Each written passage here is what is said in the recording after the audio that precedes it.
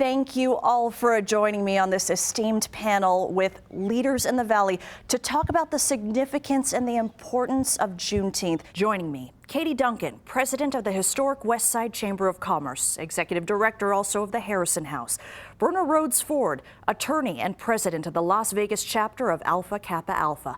Larry J. Mosley, founder of 100 Black Men of Las Vegas, former director of Dieter and former CEO of Clark County Urban League. And Reverend Kelsey West of Nehemiah Ministries, creator of the Unity Through Knowledge historical Black College Tour, helping thousands attend Black colleges and universities. Thank you for having us. I start with a photo of my good friends, Dante and Karen. Their shirts say, "I am my ancestors' wildest dreams." Karen, by the way, is a doctor. And get this, her ancestor was actually a Black doctor in the Civil War. 155 years later, what would those freed that day? I guess I'll start with that question. I think our ancestors would be astounded. And as I am here representing my sorority, I think my founders would be so proud. They'd be so proud of the work. Our sorority was founded when Black women, especially, and all Black people, didn't have a voice.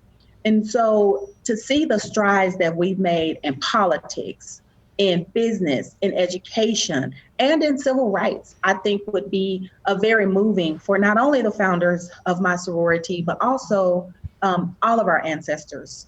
So I am just very proud to be a part of this panel today, and I hope to continue to make our ancestors proud.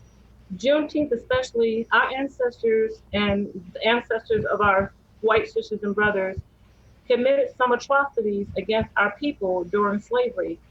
And Juneteenth gives us an opportunity and a stage to talk about the adverse impact of that slavery system on how America is racially today. And Juneteenth brings us that awareness, so we begin to talk about ways to bring about a change into the future. So Juneteenth, for me, is a day of awakening and a day of awareness, so we can talk about racism in America and ways to eradicate it. Yeah, let me jump in. I believe my ancestors would just be extremely proud to see us walking through the front door the way we are today. When I think about the work that I've been blessed to do through the church and through HBCUs, when we think about the fact many of our HBCUs were started in the churches, in the basements, when we had to educate ourselves, I think that they would just be so proud to see us pushing the envelope forward, standing tall, working diligently to educate our minds like never before. And I just believe that they would, this is just their wildest imagination. When I think about the fact that we can charter planes, and I have hundreds of kids on planes and buses, and when we go into hotels, they say, "Welcome, Mr. West," and they greet my students by Mr. and Miss. I just think they would just be just blown away at how far we've come, but yet they would also be intrigued by how far we still have to go. Mr. Mosley?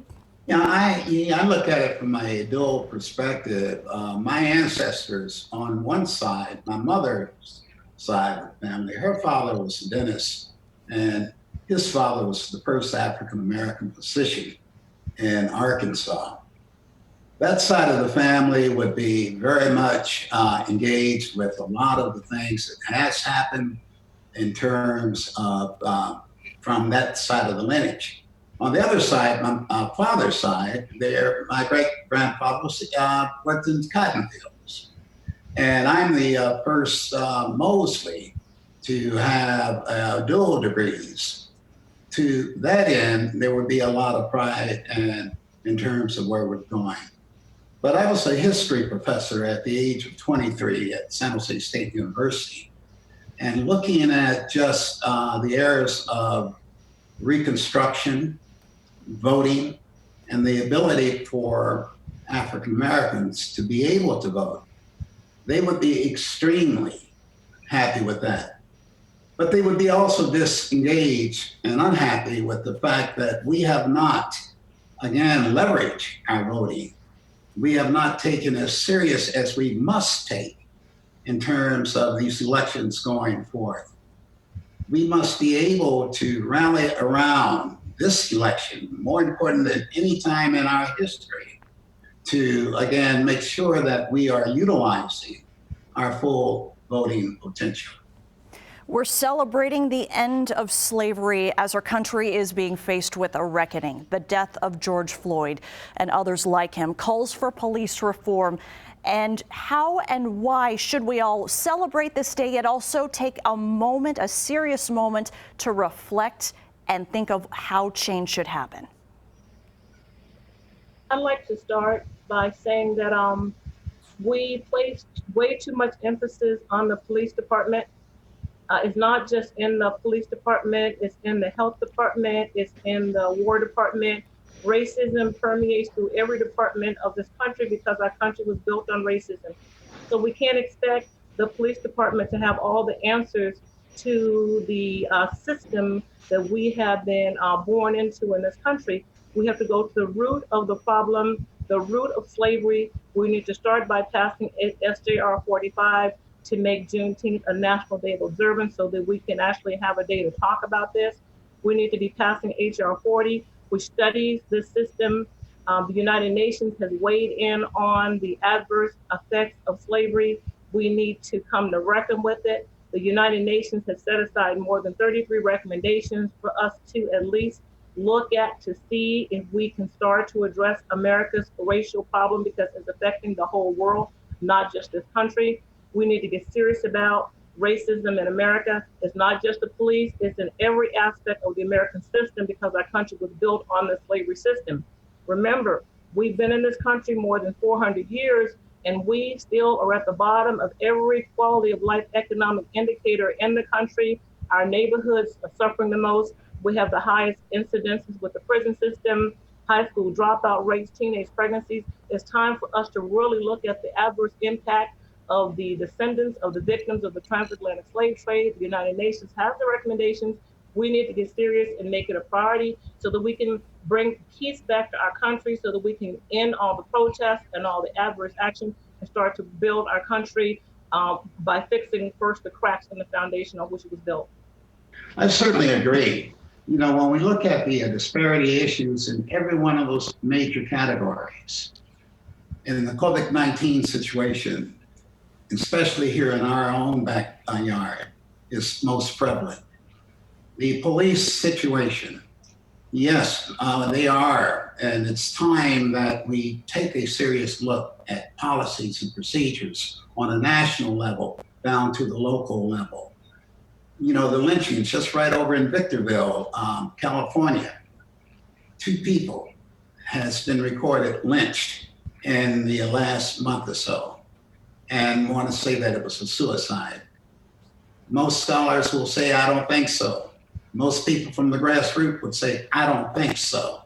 When you look at the timelines associated with that. Now, I certainly don't go with the school of thought that all police are bad. Matter of fact, we have a great relationship, we in terms of the 100 Black Men, with Deputy Chief McHill. We also have a great relationship with the chief for the public safety, Michelle Freeman. We are looking at policies, we're looking at programs, we're looking at addressing the disparity issues. And one of the biggest ones that's my major concern in the 100 Black Men, we are an organization of professional men that mentor kids. The disparity in education is a huge problem. And now again, back to COVID-19 and the impacts of that. A lot of our homes and the children that we work with do not have internet services. And therefore, you can give them a Chrome computer, but what are they going to do with it? What are they going to be able to do with it? How are we going to address those issues as it relates to everyday life, health issues? Mr. Mosley, I would like to really applaud you for that, because one of my next comments was going to be that in order for us to start changing our economic condition, we need information. We lack the type of information that we need to educate ourselves. Education is one of our most serious challenges, and it's very difficult to get good information without technology. So I want to applaud the Juneteenth National Observance Foundation for their initiative to bring broadband into distressed communities across America. they've teamed up here with us at Harrison House to create Soul City Wi-Fi. So we're a community a utility that's offering free Wi-Fi to the historic West Side, which has the largest concentration of descendants of American slaves in any other area of the state of Nevada, right here in our district.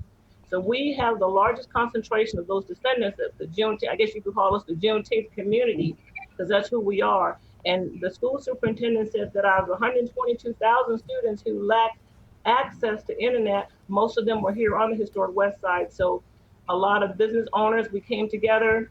Anthem Blue Cross put in the first major contribution for us to deploy Wi-Fi to the West Side. And so that is the first step to getting some sense of equality, is to get education and information. So we need technology. So we want to thank the Juneteenth, the National Juneteenth Observance Foundation for their initiative here on the West Side. Amen. Mr. West and Ms.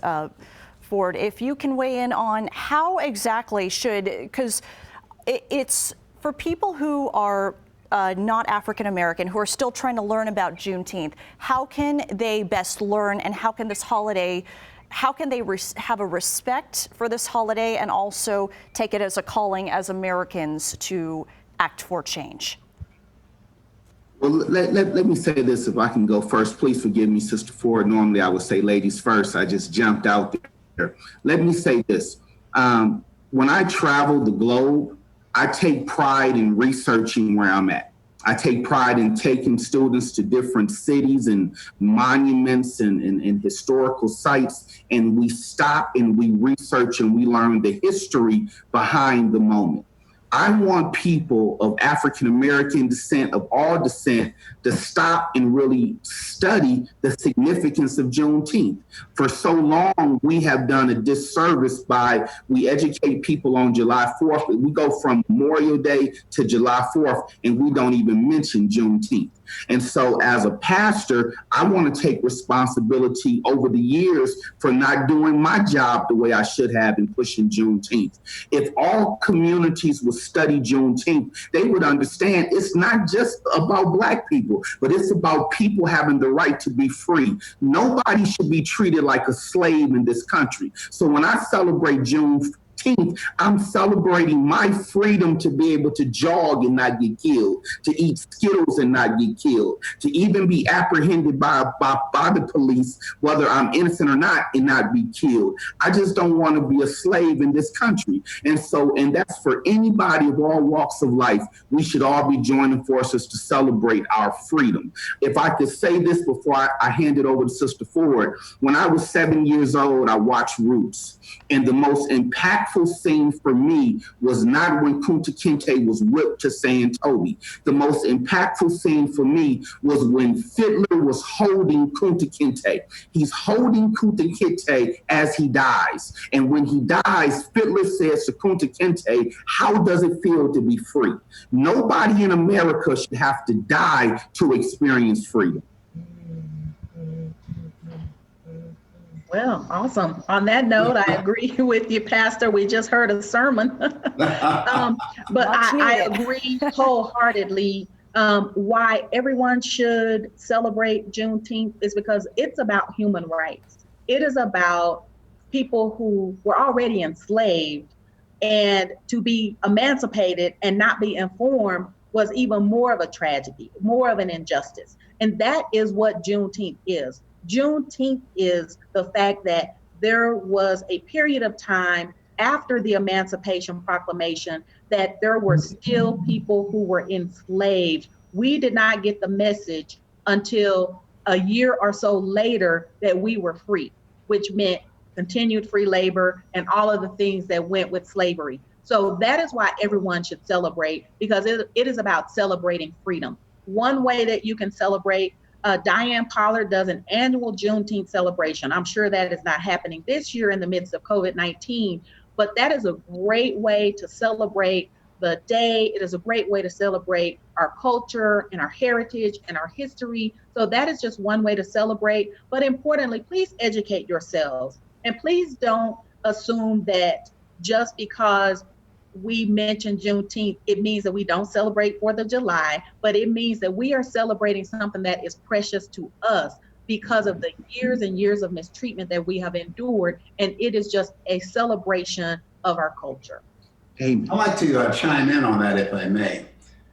The president, Donald Trump, had nerve enough to say that he is the one that have educated the public about Juneteenth, which goes to show again amongst his areas of diminished reliabilities as it relates to the venom that he spits out.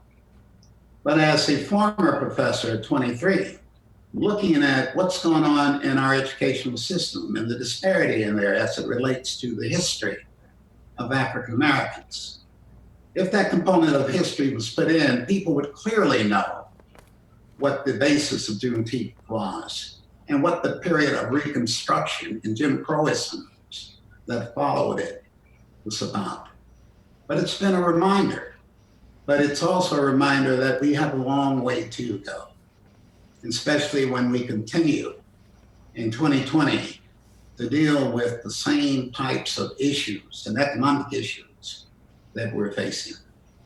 Thank you, Mr. Mosley. Dr. Martin Luther King Jr. posed the question, where do we go from here? People have protested. They have called for reform. They have shown their intense anger. What is next for progress and change? So from an economic standpoint, where we go from here is, again, recognition. People need to understand, be aware of what Juneteenth really is. And there need to be organizations that form so we can have this conversation, not just when we have a disaster, but this needs to be a conversation that we have on a daily basis. We need to create an economy for ourselves. We need to follow in the footsteps of the children of Israel and create an economic system, not to be separate from the wider community, but to be equal. We need to, in Las Vegas, we've got Sin City, and Sin City does a great job with adult entertainment. We've got casinos and nightclubs and all kinds of adult entertainment. But we as a people need to create another type of entertainment hospitality in Las Vegas, not centered on gaming, but centered on families and on the churches, because our community is all spiritually based. So in addition to Sin City, we need to build Soul City, Las Vegas, and create our own economy in Soul City and offer soul food and soul music to attract the rest of the world to come in and worship with us and play with us and understand that we are a unique culture. We're unique people. We've got some wonderful things to offer.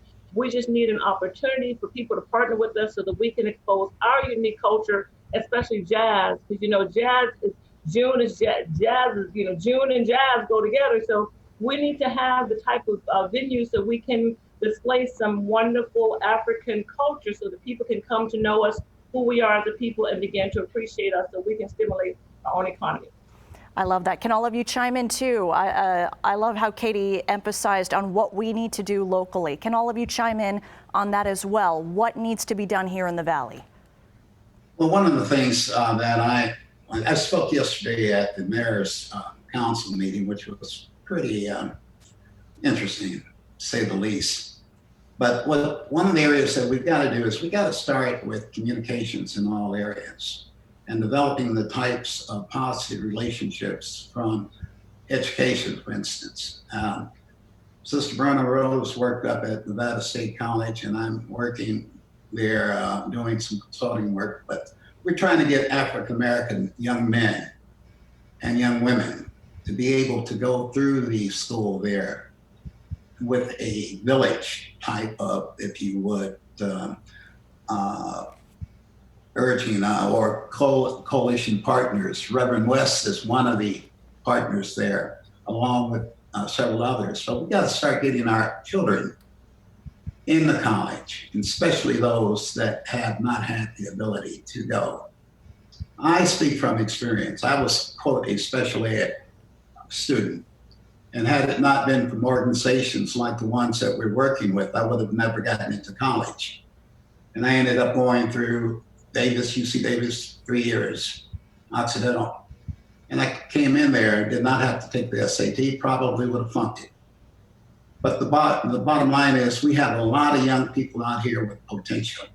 It takes an entire village to get young men and women educated through college and hopefully stay here in Nevada to work with other young people. But it's a collaboration. We're collaborating with the Metro, and we're collaborating with the public safety departments, looking at how do we, again, provide pathways to employment with young people and expressing what are the types of concerns, where is that anger really coming from and why, and looking at how do we come up with a collaborative approach of dealing with the real issues and developing an overall plan. And that plan must be able to be financed. And we're looking at what types of commitments that can come from our corporate community and corporate partners for that. But as you can see, I firmly believe in education, and I firmly believe that that is going to be one of the keys to what we're going to have to do to bring about change. But with that must be communications. I don't care what color your skin is. We need to sit down and understand what our differences, what our likes, and what we need to do from our goals perspective. Well said. Ms. Ford, Mr. West, do you want to chime in? Sure, I'd like to chime in. So to answer your question in a nutshell is we need systemic change. COVID-19 has highlighted the health disparities that exist within the African-American community. The George Floyd protest has highlighted the disparities among issues with police and law enforcement. And I know that is a sticky subject. It is a sore subject. But I'd like to make this analogy. If we have a child who does something wrong and we discipline that child, it does not mean we don't love that child. It means that we are trying to put that child on the right track. And so when I hear people who say, if you support Black Lives Matter, you are against the police, those two things couldn't be further from the truth.